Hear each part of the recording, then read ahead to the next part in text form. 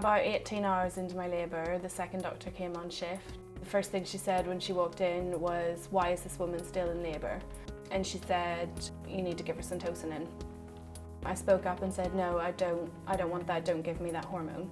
And that was because I had researched it and I didn't think it was safe for my baby.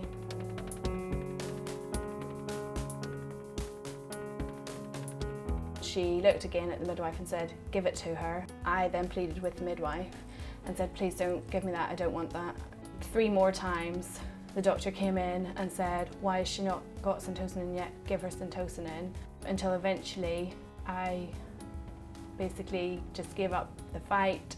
Even if you believe that your recommendations are in the best interests of the woman and her baby, and you're acting in accordance with professional guidelines or trust protocol, if a woman says no, her decision must be respected. At some point in my labour, they said to me, "Okay, we need to try and get the baby out." Before we went into theatre, she did actually talk to me, and this was the one time in my labour when she actually spoke to me. All I remember is saying, "I don't want an episiotomy under any circumstances. I've researched it and I would rather tear naturally." So after my son was born, all I can remember is the doctor looking at my husband and saying I had to cut her. I just thought, I can't believe this, you know, after I just told her explicitly what I didn't want, she just did it anyway.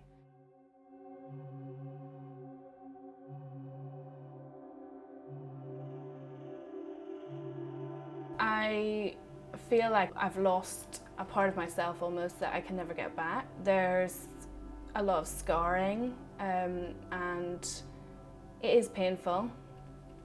I was just in shock, so the first few days and the first moments when my son was born, I wasn't feeling like jubilant and happy that I had a baby. I was just feeling like I've been assaulted. There's no photos of us in the hospital because I just didn't want any photos of me in the hospital, and I didn't feel that happy at that time. I was just in shock. I don't think that she intentionally wanted to harm me, but I think that she had a very dangerous attitude, which is that they know best. And the truth is, they have no idea why a woman might say no to something. But I had my reasons for saying no.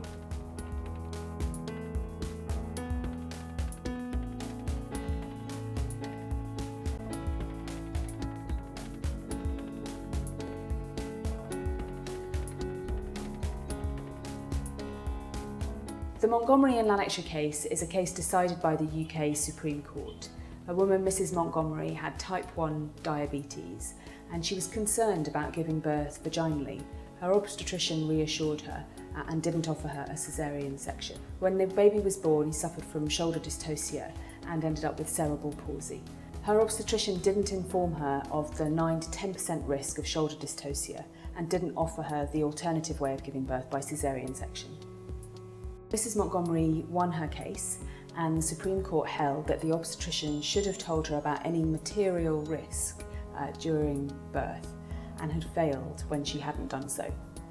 The Supreme Court emphasised that what was really important was that there was a dialogue between the doctor and the patient that enabled truly informed consent to take place.